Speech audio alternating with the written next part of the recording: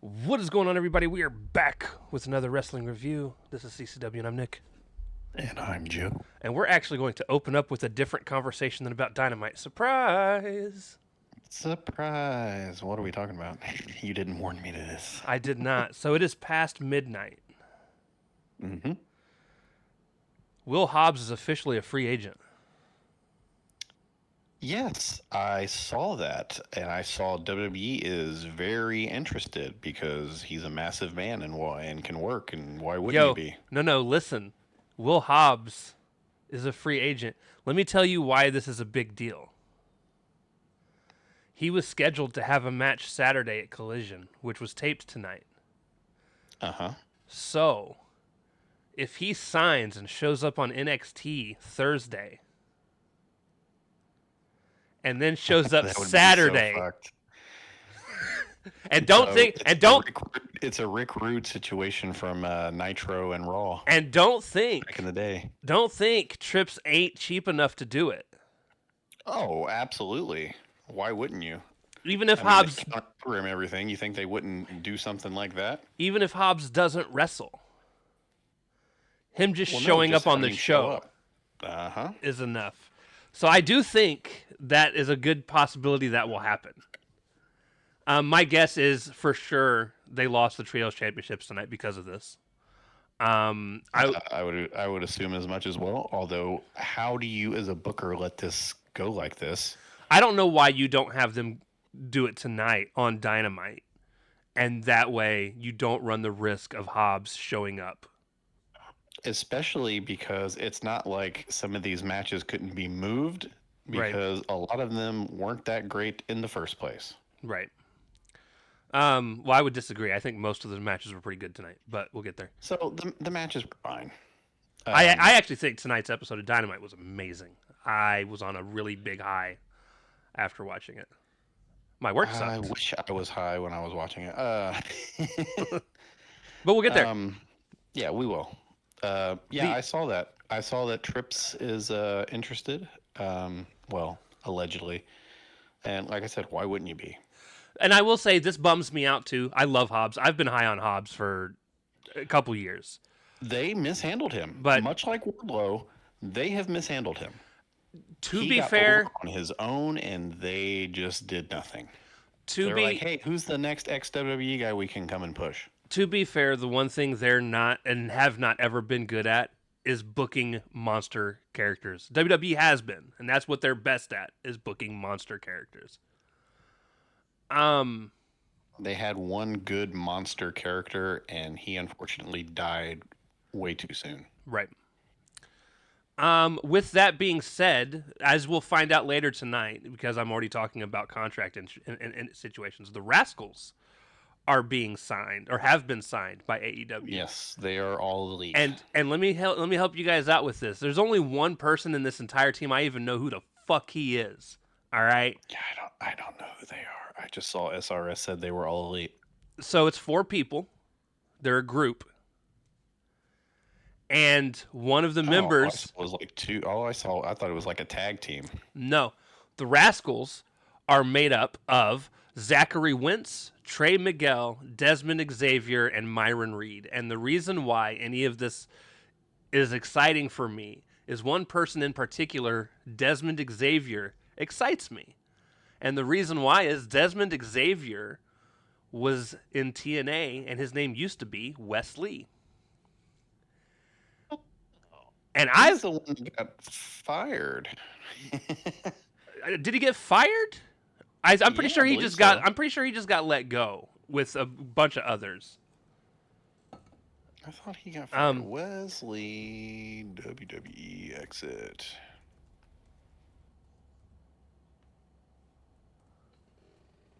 You are correct. I'm thinking of someone else. Yeah, he was super talented. He was one of their. He was their. The little bit of time I saw him in NXT, he was He their was a North American champ. North American champion. And everything that I watched, honestly, he reminded me of a very early Javon Evans in terms of style because he was very floaty. Was he also bouncy? Yes. And he ended up getting injured from something, and I don't remember what it was. But he was out a while, and then he came back and could never get back in the flow of things the way he was before he got hurt. And I don't mean he himself couldn't wrestle. He was not getting over with the crowd the way he did before he got hurt.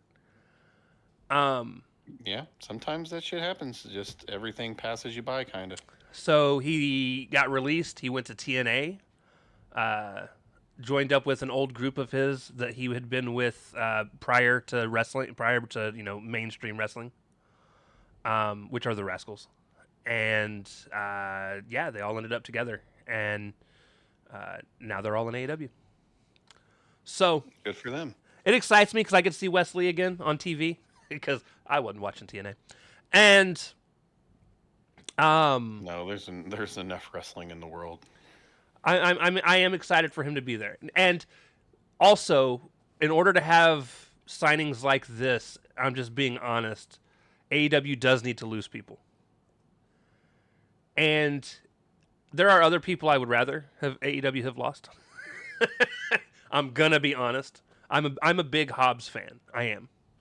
Right. I've been rooting for the guy for a couple of years, and he's kind of always been stuck in this perpetual weird spot because Tony doesn't know what to do with him.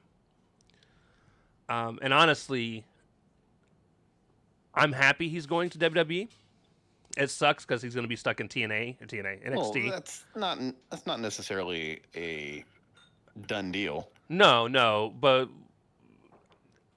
why wouldn't you have renewed your contract with your? Yeah, and they've been working on a deal for like apparently AEW offered him a substantial amount of money and he hasn't re-signed. So like, yeah, he's already got one foot out the door. Then it seems. Yeah. He's also buddies with Ricky Saints. Ricky. It's Team Taz, baby, going to the WWE. The only one that didn't was Hook. And then give it time. Yeah, he re-signed with AEW though. So, nepotism hire. Right. But no, nepotism. I have a feeling this has always been an idea and on the back burner, and it's why they put Hook with the Ops. Because so there could be another person to drop the belt with. Well, so that there'd just be another person. I don't think he's the one dropping the belt. I think the belt will probably. Again, I have not watched Collision. Eating the pin. I have not seen any results. He wouldn't have wrestled tonight to eat a pin, because it would have been Shibata, Joe, and Hobbs. Hook. Well, yeah, that's what I was talking about. Was Hobbs? Hobbs is eating the pin tonight. I don't even know if they would have him eat the pin. Oh, well, they're losing. It depends. We'll see. He may want to eat the pin. Who knows? Regardless, we'll see Saturday. Regardless if he does or not, they could pull. They could do something and be like they win, and then he hand the belt to Hook. Yeah. Freebird, he could just disappear from TV, and they could just be like Freebird rules, and they could do that too. Keep on keeping on. For all we know, Hook could wrestle tonight, and he's the third member, and then he can eat the pin. That's probably the most likely outcome if he's in the match. To be fair. So we'll see. Don't know. And like I said, I'm excited for Wesley. AEW could lose to you could stand to lose a few more people. Here's the thing. As excited as you are for Wesley and his... Just Wesley. I'm not excited for the rest of the group, but that could change.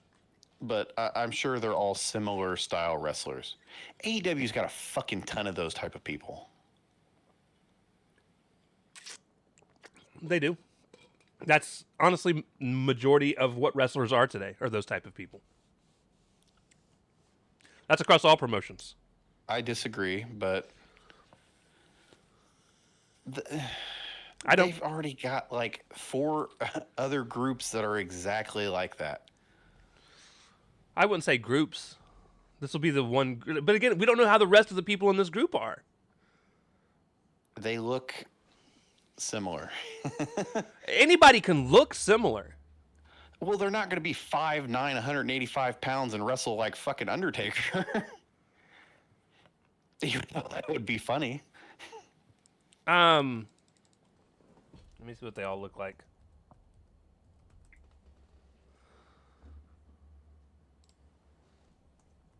I don't know who any of them are.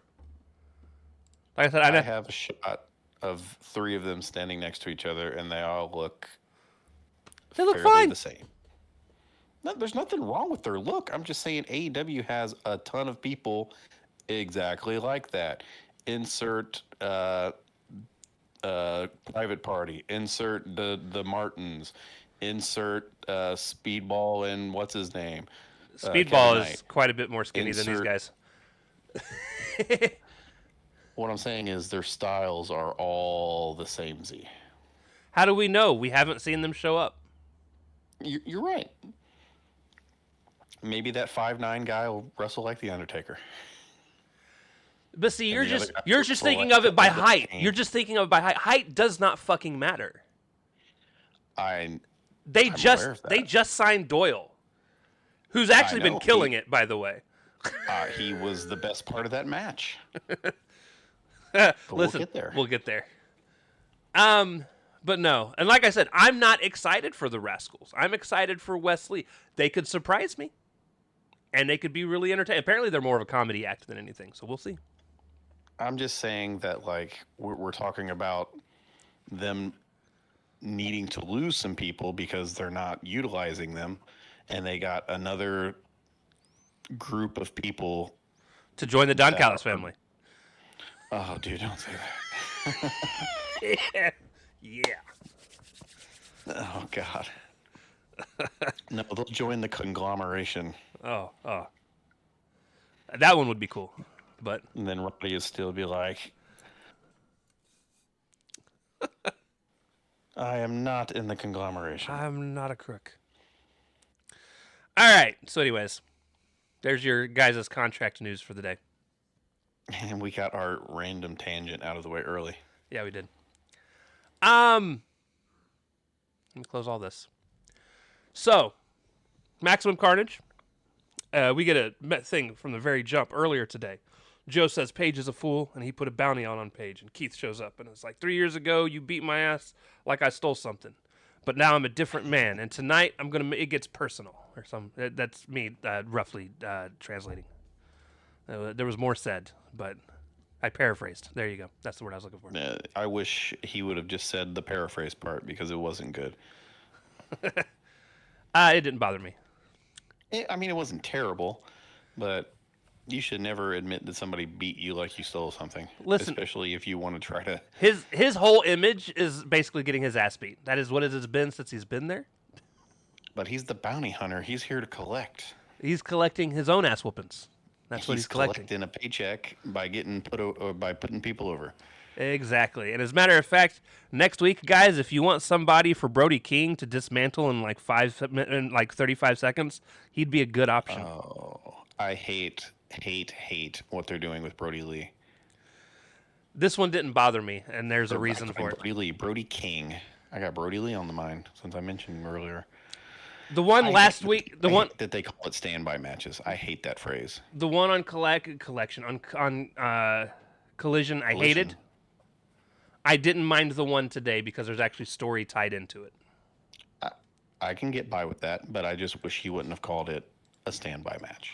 Listen, Brody also said some shit he didn't mean even later, which was funny, and that we'll talk about that as well. He totally misspoke in his promo. He knew it. He knew it mid sentence. He stopped, and you could tell the gears were turning. He's like, "Shit, how do I fix this sentence?" He's actually a really smart dude in real life. It happens, folks. It happens. Yeah, I give him a pass for that. But all right. So first and foremost, match one.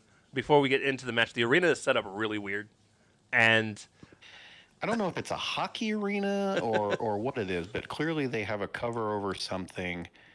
I kind of like the uniqueness of it. It wasn't a cover. It was the sides had. It was almost like a circle around a semicircle around where people couldn't sit because the way the seats are built in the stadium.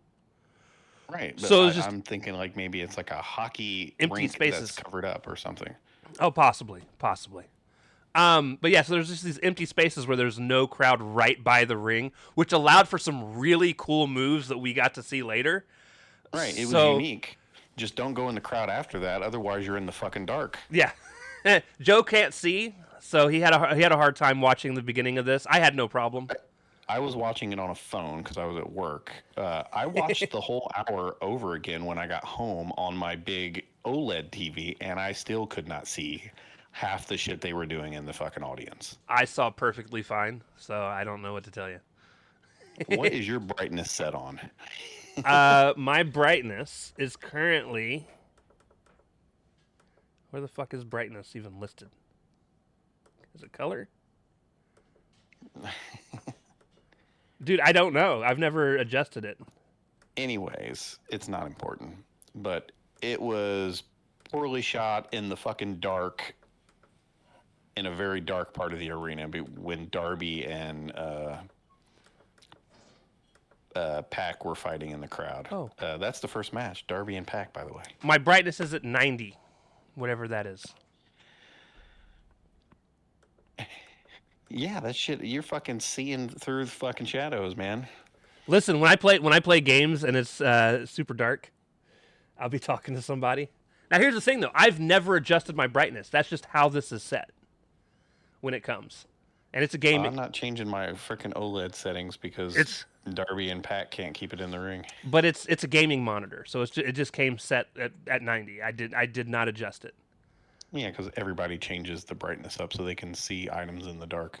But my TV, whenever I play on it, when I'm playing in an area that's super dark for other people, I'm usually walking around without flashlights. I'm like, yeah, I'm good. I'm blind and think walls are doors, so. Anyways, so the arena's set up really weird. Which I didn't like at first, but as the night went on and crazy shit happened because of it, I was like, you know what? I think I like this. And then we get into what is going to be Joe's worst match of the night for himself personally. So here's the thing. When they actually did wrestling moves and not I'm gonna kill this man stuff, it was a pretty good match. Oh, see, I like the But first even- 3 minutes more than anything. Well, not the first 3 minutes. That's mostly crowd stuff. I like them trying to kill each other. It was a lot of fun. I just worry about Darby's future prospects. I don't worry about I nothing. It can't ain't my help position myself. to. I get that. I get that. But at the same time, it's hard to watch. I don't agree. It is easy for me to watch.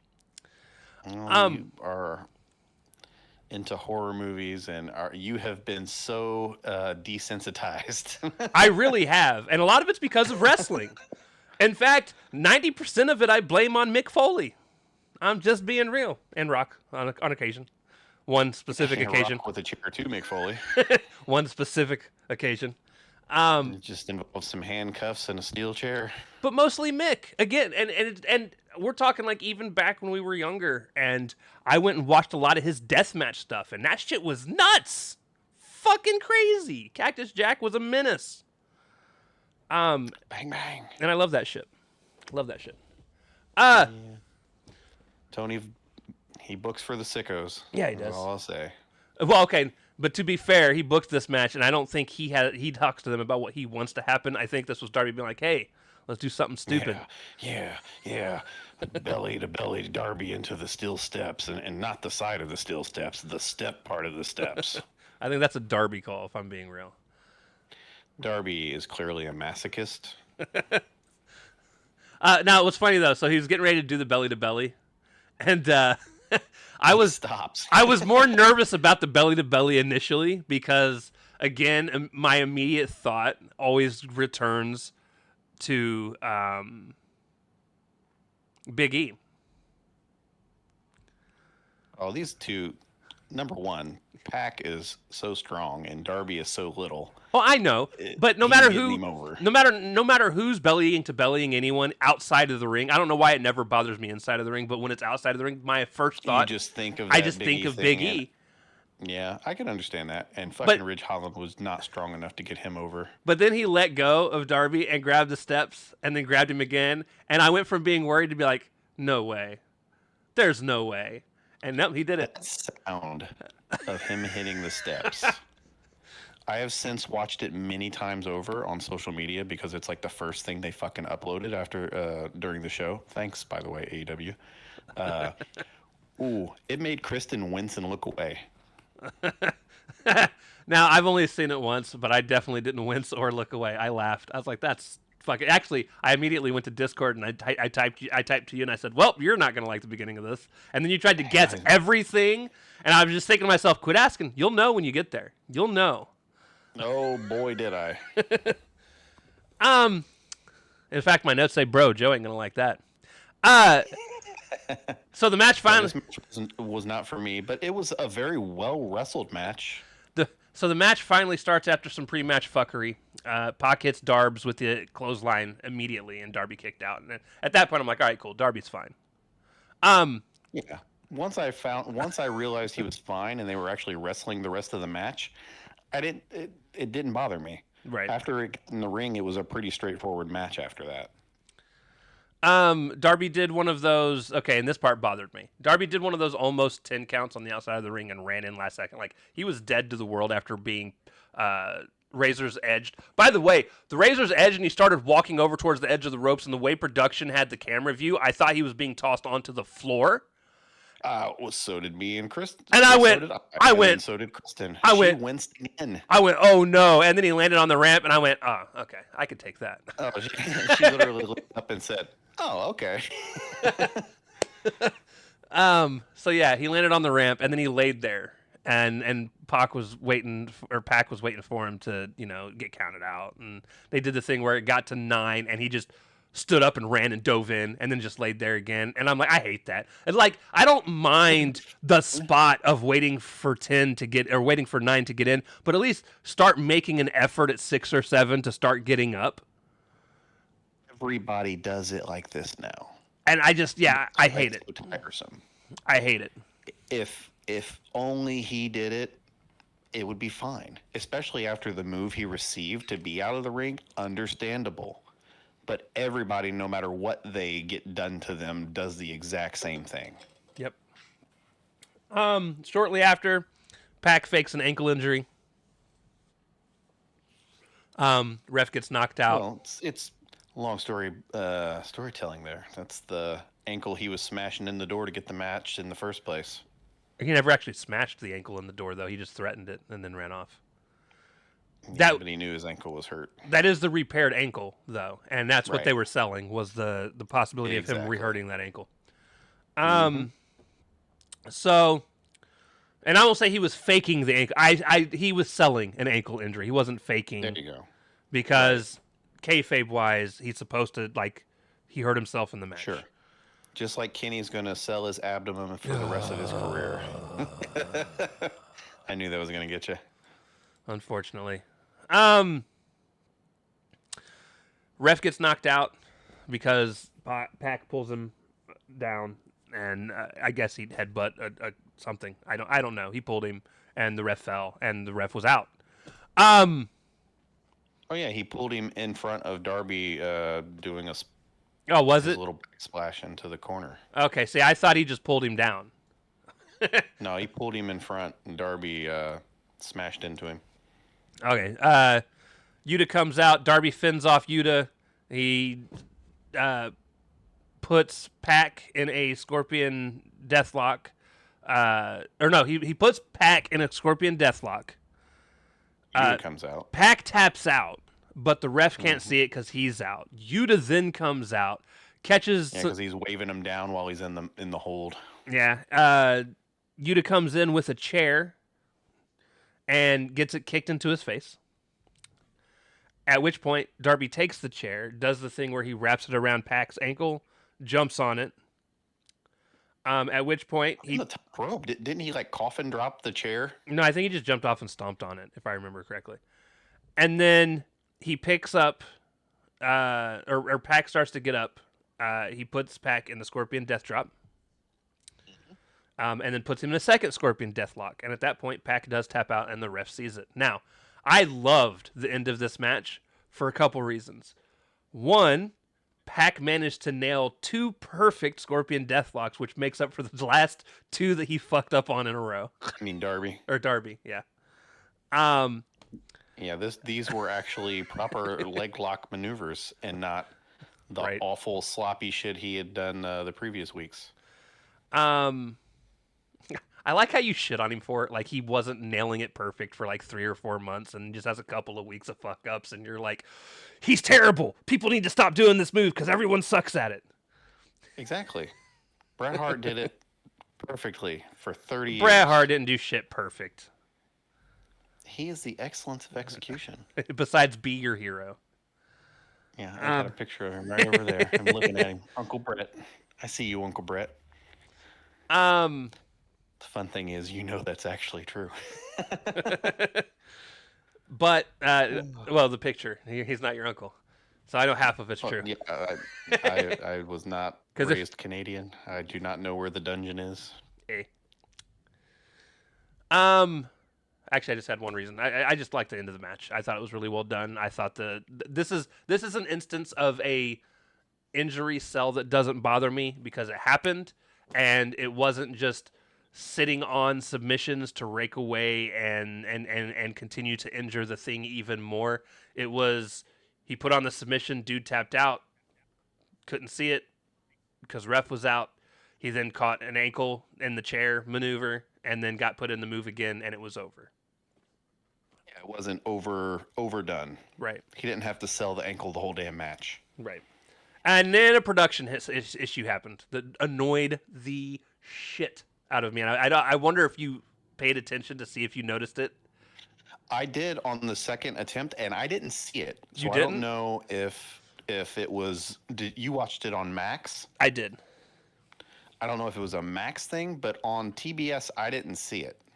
So there's this part where Darby, he's like limping to sell the injury after post match as he's walking up the ramp, which is fine. Not an injury. He's not selling an injury. He's selling being worn out because he just had a grueling match. And he's kind of limping. And it's like he goes to walk through the curtain, so to speak, because I don't know what the fuck you'd call it in AEW because it's not a curtain. And as he's doing it, the person that's filming it is following him, and you see him actually walk through. And I don't know if it's because the dude was watching him as he was walking through, or Darby thought he just wasn't able to be seen. But he went from limping to walking perfectly fine. But it's literally just like a step. He was behind the wall. It's like a step, or maybe even just a half a step, where like he's limping, and then he goes from being kind of hunched over, like he's kind of hurt it, like selling it, and then he stands up perfectly fine, and it's just like, it's like half a step that you notice that he's perfectly fine. And I'm like, oh, you should have just waited. Yeah, he thought he was behind the wall. Well, the cameraman was at an angle shooting behind the wall. Right. So it is what it is. No one else had that issue. It was just I'll put the blame on Darby so that I have something to bitch at Darby for. Oh no, wrestling's fake, and he reminded me of it. Don't tell Taz that. Kayfabe. Still real to me, goddammit. But no, overall, I ended up enjoying the match. It's not my match of the night, but I did enjoy the match. My match of the night, match 2, Brian. I'm kidding. Brian Keith versus Hangman Adam Page. Here's the thing. I actually thought they wrestled really well. I just didn't care about this match. I find Brian Keith to be so just meh. So there are reasons I loved this match, though, because I did love it. It wasn't because of the wrestling. So for most of the first 4 minutes of this match, Big Bill was like hiding in the shadows and creeping on fucking Hangman, and it was hilarious. Like, they'd be wrestling, and they got to the outside, and Big Bill just kind of creeps around the side of the fucking ring, and he's just standing there staring at Hangman. like he's gonna beat his ass. Just looking for his opportunity to interfere. He looked very menacing while he was doing it, though. Well, he's a giant of a man, so yeah, he is. And let me tell you guys, that's the match I want to see, not this one. Not this one. Yes, and that's exactly what I told Kristen. I was like, "Look at Big Bill out there. This would be such a more interesting match if he was the one in here and not freaking Brian Keith." But like, nothing's wrong with Brian Keith's wrestling. It's just He's just an uninteresting character. He's loud, Yes. obnoxious, not really good at being a heel. yeah, the desperado outlaw thing. Just it's played out. Right. It comes across a little too 80s WWE. Right. But yeah, like nothing against him. He can work. It's just with the gimmick and everything, it just ain't doing it for me. So Big Bill gets a little involved at first, trips up Hangman. This gives Keith a chance to headbutt him and get some offense in for longer than I thought it was going to happen. Well, otherwise, it would have just been a whatever the standby. It would have just been another standby match. I'd have been cool with this being a squash. I was hoping that's what it was going to be because, like, Brian Keith is the type of wrestler that I feel better people squashing because he's actually a wrestler on the roster. Yeah. Well, the problem with that is if you'd have had more than the one, then this would have been a collision and not a dynamite. Listen. That's right. But anyways, Big Bill eventually gets involved even more, and then Swerve comes from out of fucking nowhere and, Yeah, he did. and chokes Bill out with a chain as Hangman hits the buckshot. Which actually, Came from stage right. which during this whole sequence, dude, I'm so happy Hangman didn't get injured. He stepped on Brian Keith, whatever. Brian Keith.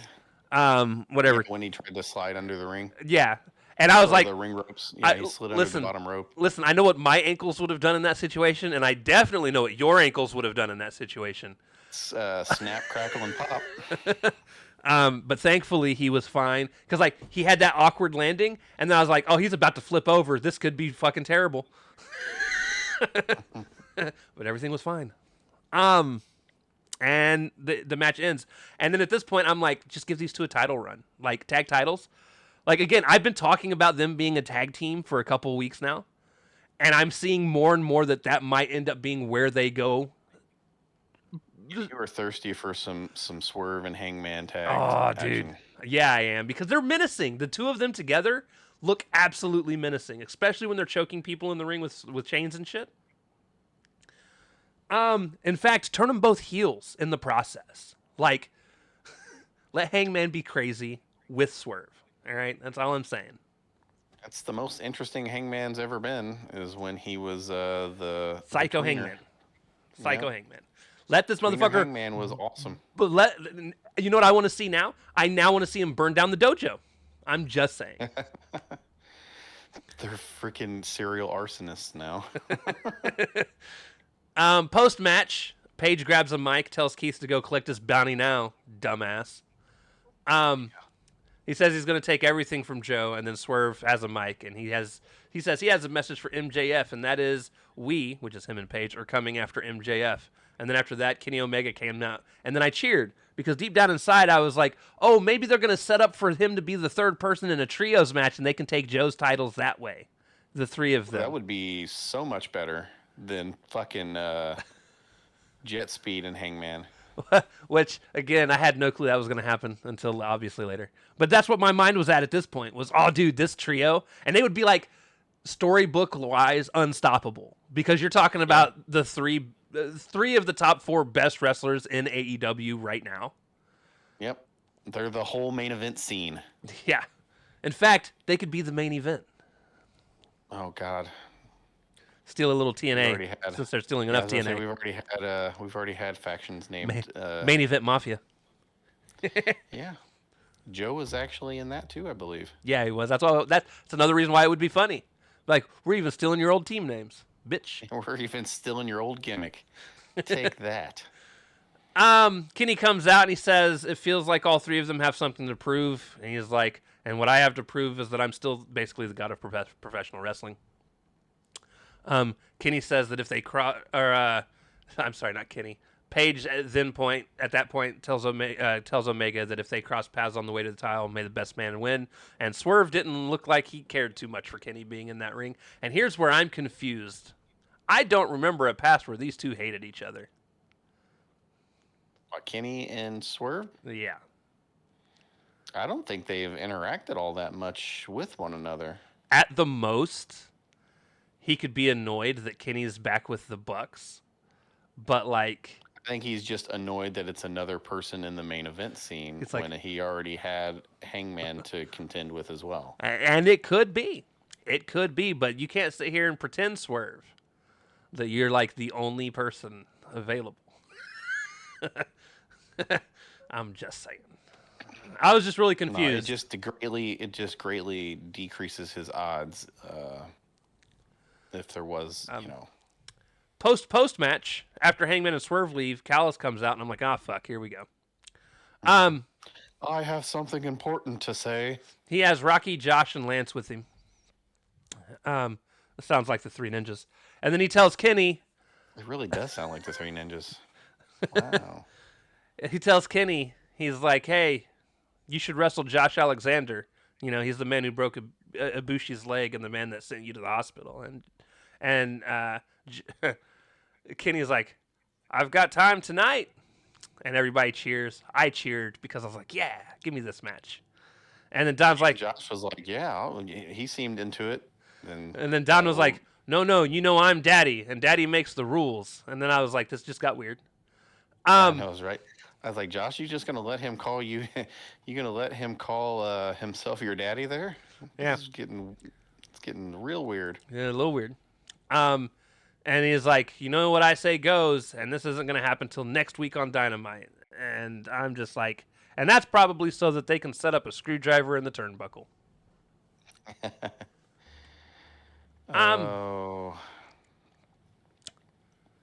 Speaking of screwdriver, I wonder how that's going to work Boo. with old Kyle back. Wonder if they're going to further show seeds of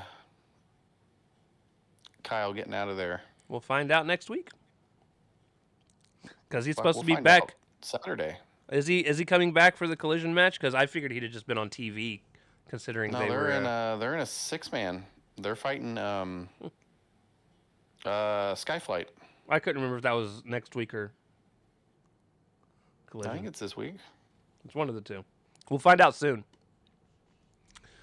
Match 3.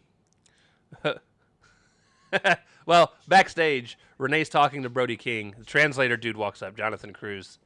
And he approaches King. He's like, hey, I need you to tell Bandito to never ever punch me in the face again. King's like, sure, because it's my turn. We have a standby match. And Jonathan Cruz is like, huh? I'm not dressed for that. I'm not dressed for that. And, like, they go to commercial break. They come back from commercial break. And Cruz is running out during Brody's entrance music. And he's being slow walk, like Jason Voorhees chased by Brody King to the ring. Brody just walks in. Gonzo bombs him. Pins him. Doesn't even take off his coat. Gets the win. Draped the coat over him after he's beaten him. Draped the coat. And I thought it was hilarious. And what this reminds me of, and I didn't realize this until I looked it up last time this dude was involved in anything. So we've actually watched Jonathan Cruz wrestle before. Yeah. Remember we kind of looked him up after. Yeah. We didn't do it for the show though, so now we're talking about it. He's the guy that took the Nope spot. That he looked really confused midair as it was happening. He looked over and he's like, "What?" I didn't like the shrug. He did like the shrug while he was getting noped. If you watch that video, he does not look the same.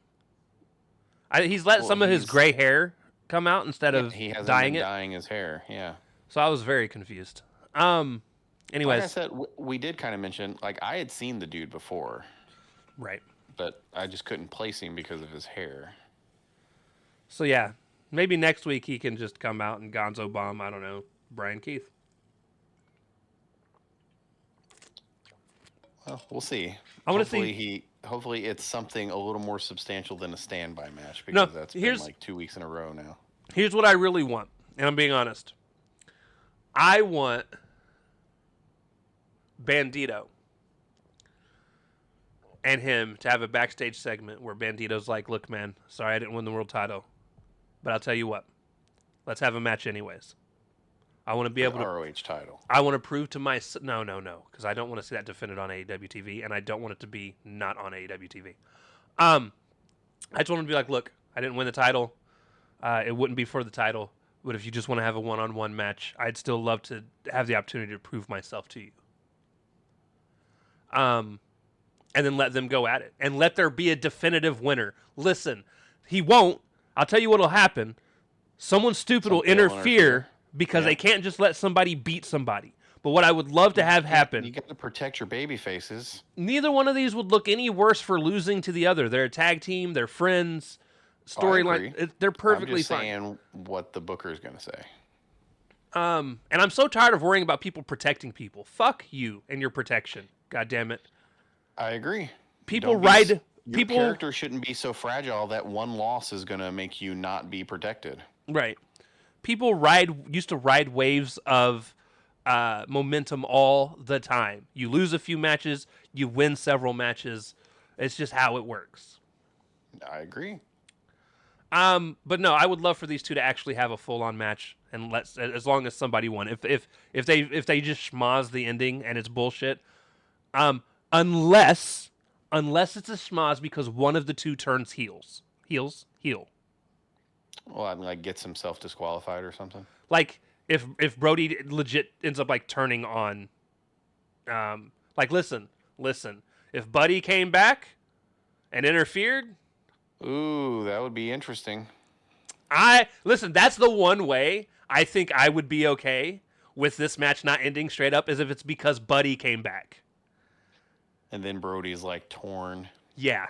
And because it would be a great story because Brody wouldn't know if like it's his old tag partner and stablemate with his new tag part, like, and then they could play the whole thing like, oh, I didn't tell him to do that. I didn't, and then all of a sudden at some point he legit turns on Bandito, and then it's because dude, listen, writers hire me. I got you. Say, that was just off the cuff. That wasn't even trying. But no, it would be fun if that was the route they went on. Now, is any of that going to happen? Probably not. We'll see who Brody squashes on the Collision. Post-match, Brody King does grab a mic, and he says that he wants Bandito to beat MJF's ass, and then he fucks up and means to say it'll be an honor to be the first to challenge the new AEW champion. It's not what he said. What he said was, he goes, it would be an honor to be the first, and then he stops, and then he waits, and then he goes, new champion. And I was like, huh? All right, buddy. Goes back. You did your job. And then we got match 4, which is the Tornado Tag Team 4-way match for the number 1 contendership to the tag titles, which is Doyle. I'm assuming is your match of the night. It's not. It's... Oh, the main event's your match of the night. It is. So this is Doyle and Davis versus Jet Speed versus The Demand versus the Young Bucks. And listen, I'm going to be honest to you. So very early on, Kevin Knight tries to kill himself by diving onto Davis.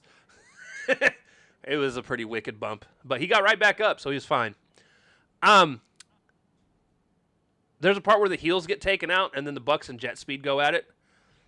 And after the dive that Knight almost killed himself on, up until the end of the segment where the 4 guys drop kicked each other in the feet, I hated all of it. Which is weird, because usually I don't have a problem with the style of like almost choreographed moments. But that's why I didn't like this match, because it was overly choreographed to me. It looked really bad. I liked the finish though.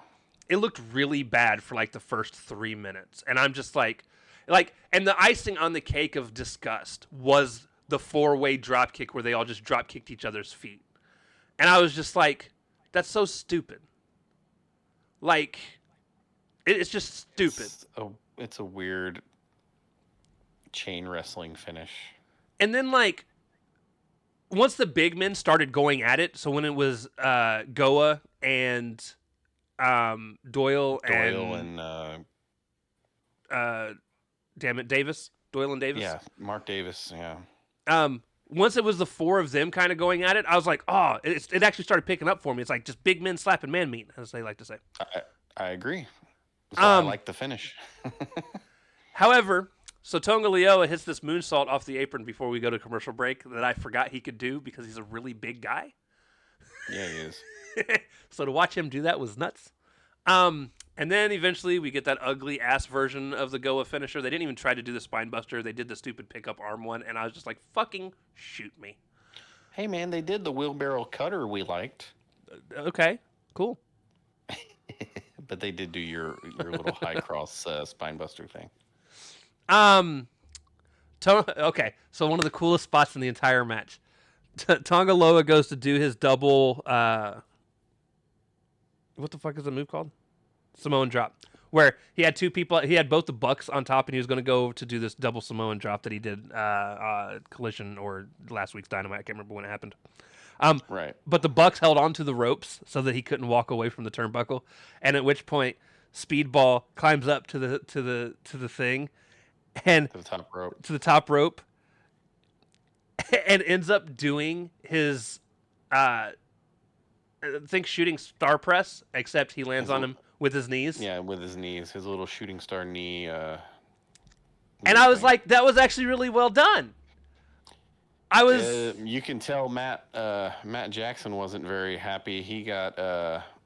He got to knees eat the right knee. in the side, right in the side, dude. It happens. It happens. He's like, that shit smarts. Ricochet gets involved. Jack Perry comes out, chases him to the back. Rick and Shay. Jack Perry comes out, chases him off. Shortly after this, they announced that Jack Perry and Anthony Bowens are going to have a one-on-one for the number one contendership for Ricochet's title. I don't care about that match. Speedball. Listen, so it'll be a well wrestled match. So for the end of this match, I want you guys to understand this. Okay, so Speedball goes to do a Hurricanrana to Doyle, and Doyle does this like spinning roll thing through it that I've never seen before. And it was smooth too. It was the smoothest reversal I have ever seen to an Hurricanrana in my life, guys. Like, it was nice. And then he ends up picking him up, rolling through it, grabbing him, picking him up, and running and power bombing him over the top ropes to the outside to everybody else that was standing out there. Production did a top-notch job to not let us see them just standing around on TV. Loved it. Really well done.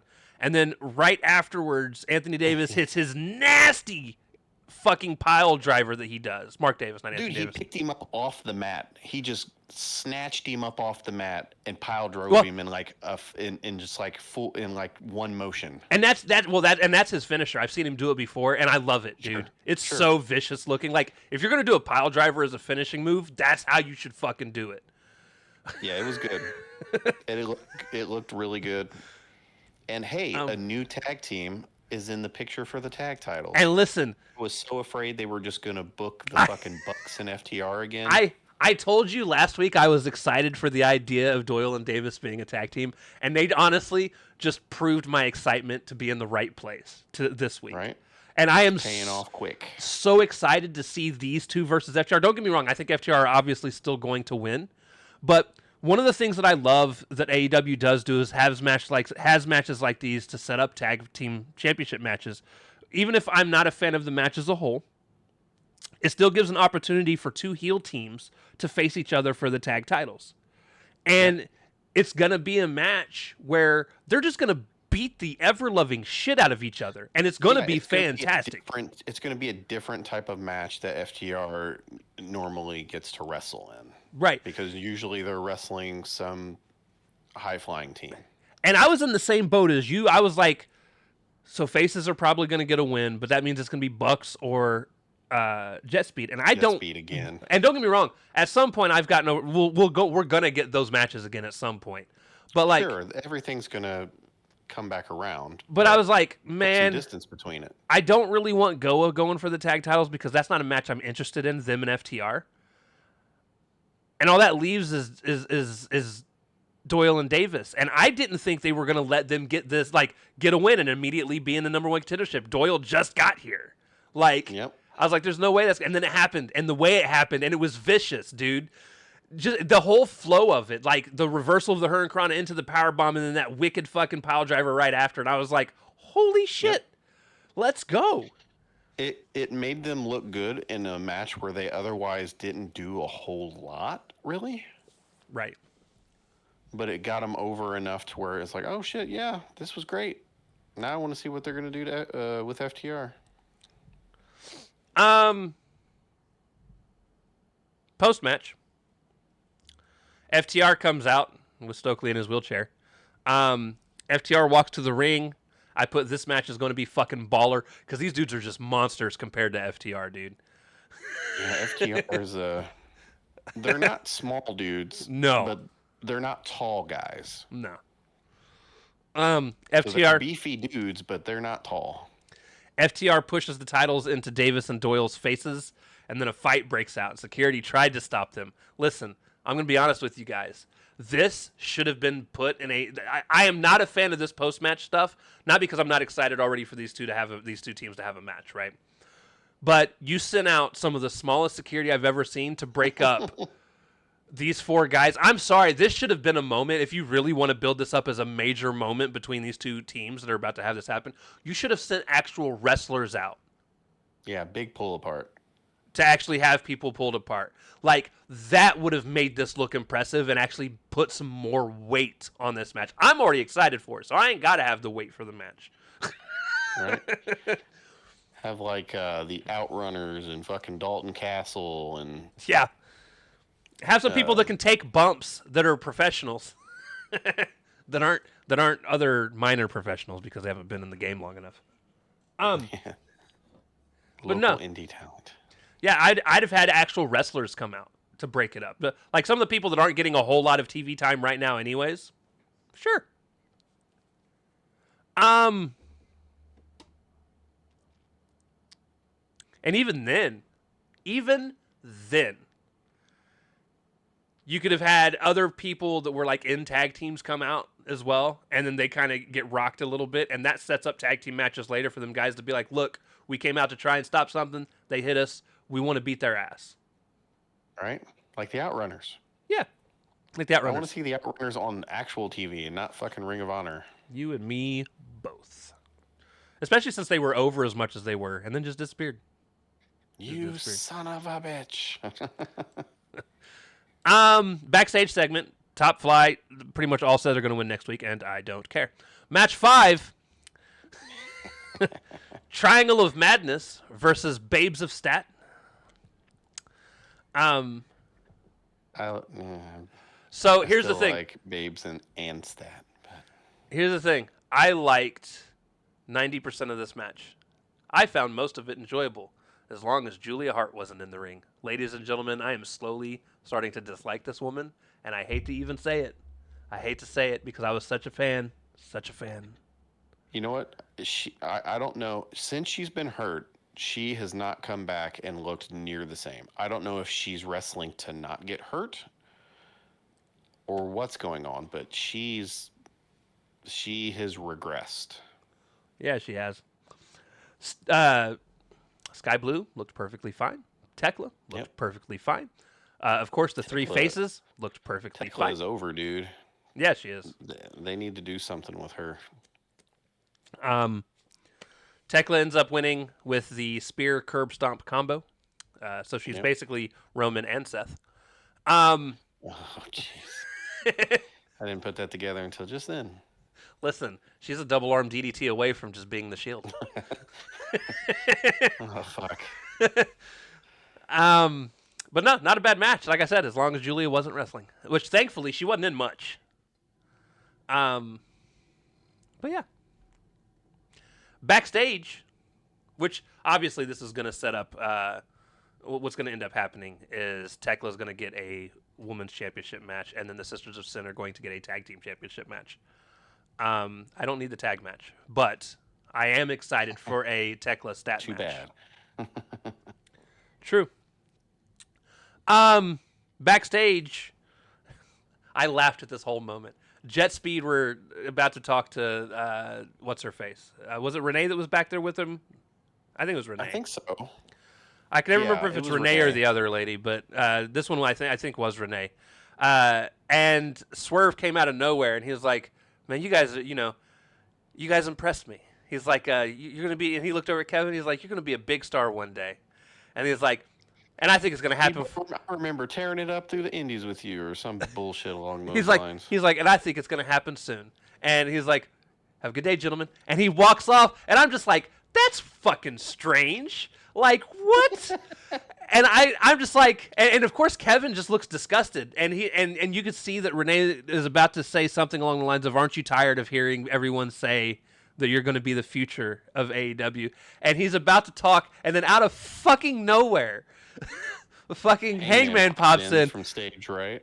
And, well, stage left on this one. Oh yeah, it was because Swerve came from right. Yeah, he pops in. He's like, "Oh yeah, guys, we got a trios titles match on Collision." He's like, "Hey Joe, I'm gonna take everything from you. I told you I'm going to take everything from you, and these guys are my partners." And then all of a sudden, the look on Jet Speed's face going from being super annoyed to being like, "Fuck yeah, championships, let's go." They're like, "Are you serious?"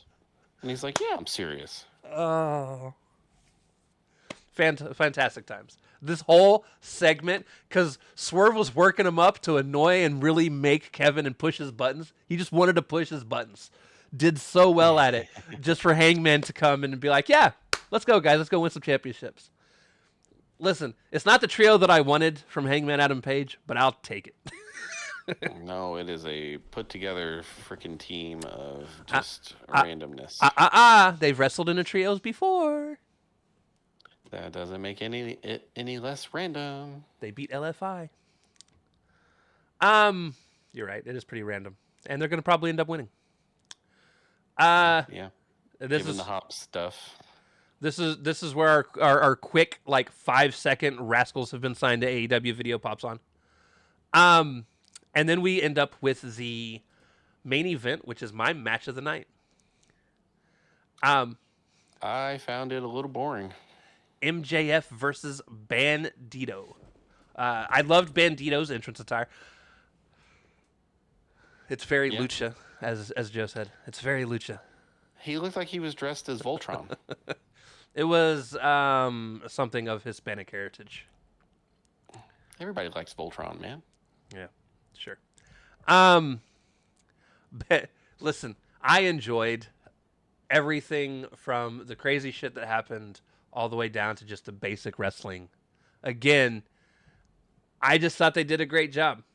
There's this part where Bandito does this crossbody from the turnbuckle into the crowd area because MJF big crossbody. It was amazing. Again, I miss like ECW RVD type shit like this.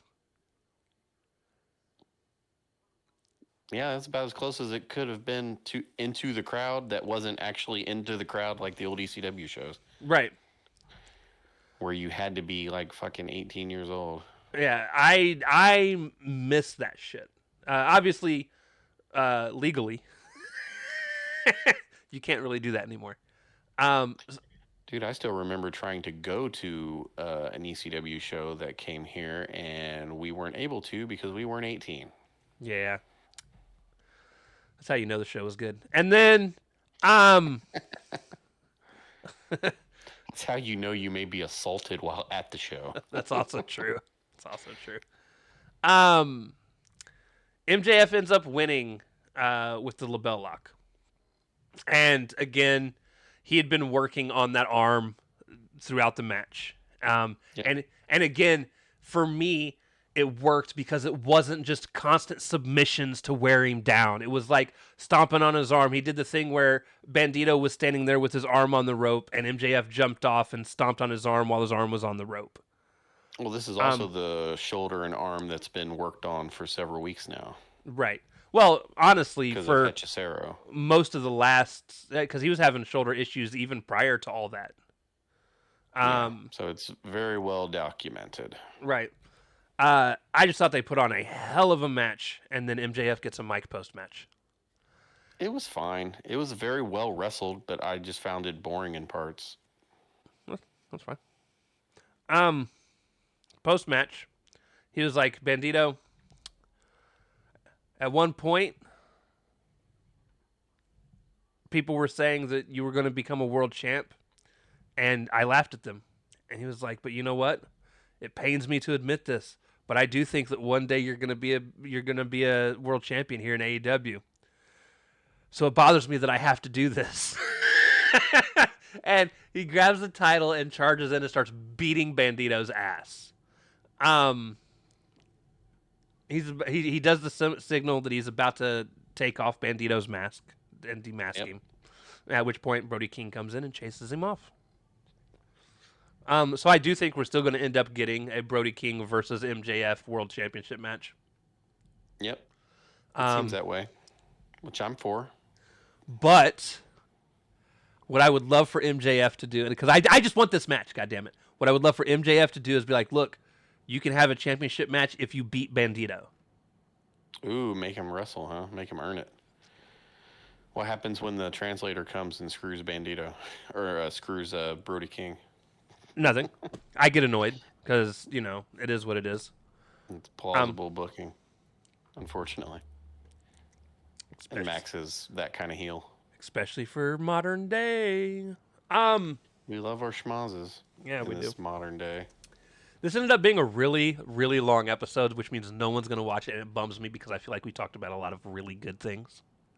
And the bad thing is we only spent like 10, maybe 15 minutes in the beginning talking about the contracts. Yeah. So we actually had a lot to talk about. Maybe viewership will be surprising. We usually go an hour, right? Between 40 minutes and an hour. So it's not a death to the video because it's a little long. Right. So anyways, guys, that's it. I got the hiccups. I'm going to get this uploaded so I can work on a video game. We love y'all. We'll talk to y'all next time. Deuces. Later.